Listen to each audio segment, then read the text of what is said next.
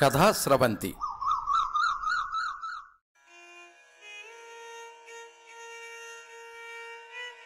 మొగిలి పువ్వులు కథ వినిపిస్తున్నది పప్పు భోగారావు. నిర్వహణ సహకారం శ్రీ ములగాడ సురేష్ కుమార్. సాంకేతిక సహకారం శ్రీ పప్పు వరుణ్. యాడ నుంచి అట్టుకొచ్చినావే అన్ని పూలు అంటూ అడిగింది యాదమ్మ. అయ్యి ఆ మంగవ్వ దొడ్లో ఉండాయి ఆడ నుండి అంది మొగిలి. ఏంది ఆ పెద్ద దొడ్డి మంగమ్మే అన్ని పూలు ఇచ్చింది అని ఆశ్చర్యంగా అడిగింది యాదమ్మ.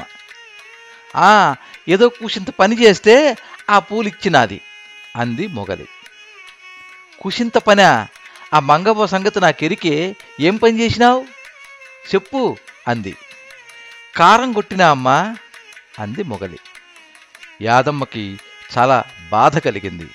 పూల పిచ్చి ఏందో ఈ పిల్లకి జబ్బలు నొప్పి పుట్టేట్టు కారం కొట్టి ఇన్ని పూలట్టుకొచ్చింది అని విసుక్కుంది. నిజమే, మొగిలికి పూల పిచ్చే. చిన్నప్పటి నుంచి ఎక్కడ పూలు కనపడితే అవి తెచ్చుకుని దండకట్టి కొన్ని ఆ భద్రకాళి అమ్మవారి పటానికి వేసి కొన్ని తలకు పెట్టుకుంటుంది. ఈ పువ్వు ఆ పువ్వు అని భేదం లేదు. పువ్వు అయితే చాలు. ఆ పూల కోసమే పనిచేస్తుంది, డబ్బు కోసం కాదు. యాదమ్మ కొమురయ్యలకి ఒక్కగానొక్క నలుసు మొగిలి. లేక లేక పుట్టిందని పువ్వులా ఉందని ఆ పేరు పెట్టుకున్నారు. చామనఛాయతో చాలా కళగా ఉంటుంది. ఆ పూల మీద ఉన్న పిచ్చికి తగ్గట్టే అంత చక్కటి జడ, అరచేయి అంత లావుగా బారెడి జడ. మొగిలి పెళ్ళి పూలమ్మే సుందరంతో జరిగింది.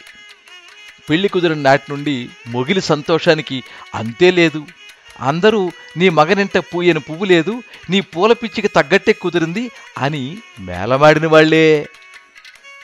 అమ్మయ్యా, ఇక ఇంట్లోనే బోలెడు పూలు, ఇంక ఎవ్వరినీ పూల కోసం దేవరించక్కర్లేదు అనుకుని సంతోషించింది మొగిలి. పెళ్ళయి అత్తారింటికి వెళ్ళింది. సుందరయ్య కూడా ఒక్కడే సొంతు. అత్త జయమ్మ, మామ గౌరయ్య కూడా మొగిలిని బాగానే చూసుకునేవారు.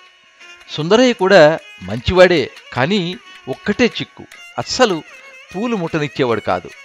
మొగిలి మరీ అడిగితే ఒకటో రెండో పూలు చేతిలో పెట్టేవాడు. వాళ్ళిద్దరికీ పూల విషయంలో రోజూ గొడవే. అన్ని పూలు నీకే ఇస్తే తినడానికి గడవదు, అప్పులు తీరవు అని. మొగిలికి రోజురోజుకు సుందరం మీద కోపం ఎక్కువైపోతోంది. ఓ రోజు మొగిలి, నేనేమైనా సొమ్ములు అడిగినానా? పూలేగా అంది. నాలాంటి పూల వ్యాపారికి అయ్యేనే సొమ్ములు, ఇదిగో చూడు, రూపాయి చూసుకొని దాస్తేనే రేపు నీ బిడ్డలు పాలేర్లు అవరు అన్నాడు సుందరం. మొగిలికి కోపం వచ్చింది. ఒక్క మూరెడు పూలు కూడా ఇయ్యని మొగుడెందుకు అని కచ్చగా అనుకుంది. రోజు వచ్చే సమయానికి సుందరం రాలేదు. మొగిలికి భయం మొదలైంది. అనవసరంగా పాడు ఆలోచనలు చేసినందుకు బాధ కలిగింది. ఇంతలో సుందరాన్ని మోసుకుంటూ వచ్చారు. ఏమైందంటే, మొగలి పూలు కొయ్యడానికి వెళ్ళిన సుందరాన్ని పాము కాటేసింది. దగ్గరలో రైతులు ఉండబట్టి వెంటనే చూసి ప్రథమ చికిత్స చేసి తీసుకొచ్చారు. వైద్యుడొచ్చి చూశాడు. 24 గంటలు గడిస్తే తప్ప చెప్పలేం అన్నాడు. మొగిలి లేచి అమ్మవారికి దండం పెట్టుకుంది. ఏళ్లు గడిచాయి. ఆ రోజు మొదలు మొగిలి ఒక్కనాడు పూలు ముడవలేదు. చిన్నప్పటి నుంచి పూలజడ వేసుకోవడం అలవాటేమో, అందంగా పూలజడ కట్టి అమ్మేది. మొగిలి కూడా అందుకోవడంతో వాళ్ళ వ్యాపారం పెరిగింది. ఏ ఇంట్లో ఏ ఆడపిల్లకు పూలజడ వెయ్యాలన్నా మొగిలినే పిలిచేవారు. మొట్టమొదటిసారిగా పూలజడ నుండి సీమంతాల వరకు అన్నింటికీ మొగలి జడే. ముఖ్యంగా కొత్త పెళ్లి కూతురికి పూలజడ అంటే మొగిలే. మొగిలి చేత పూలజడ వేస్తే ఆ పిల్ల జీవితం పూల పంటే అవుతుందని అందరికీ నమ్మకం. మొగిలవ్వ అయ్యింది. సుందరం సుందరయ్య అయ్యాడు. బాధ్యతలు తీరాయి. ఓ రోజు మొగిలిని అడిగాడు సుందరం, నీకు పూలంటే పిచ్చి గందా? మన లగ్గమైన కొత్త రోజుల్లో రోజు తగులాడేదానివి కదా పూల కోసం.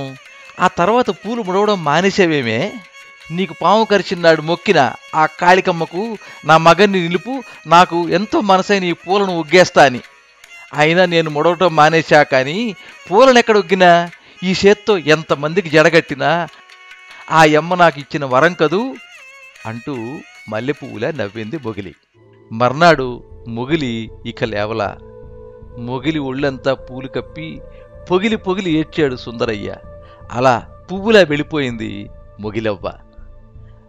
మన ఇష్టాలకు జీవితంలో చుక్కెదురవ్వచ్చు, కానీ వాటిని జీవితానికి తగ్గట్టుగా మార్చుకుంటే జీవితం పూలపాన్పే అవుతుంది. ఈ కథ మీద మీ అమూల్యమైన అభిప్రాయాన్ని కింద కామెంట్ బాక్స్లో రాయండి. ఈ వీడియోని లైక్ చేయండి, మీ మిత్రులందరికీ షేర్ చేయండి. ఇలాంటి మరిన్ని మంచి కథలు వినిపించడానికి ఈ ఛానల్ని సబ్స్క్రైబ్ చేసుకోండి. పక్కనే ఉండే బెల్ ఐకాన్ని క్లిక్ చేస్తే ఇలా అప్లోడ్ చేసే వీడియోల వివరాలన్నీ కూడా మీకు ఎప్పటికప్పుడు నోటిఫికేషన్ ద్వారా తెలుస్తాయి. ఎప్పుడు మీ అభిమానాన్ని కోరుకునే పప్పు భోగారావు. సర్వే జనాః సుఖినో భవంతు. కథా స్రవంతి.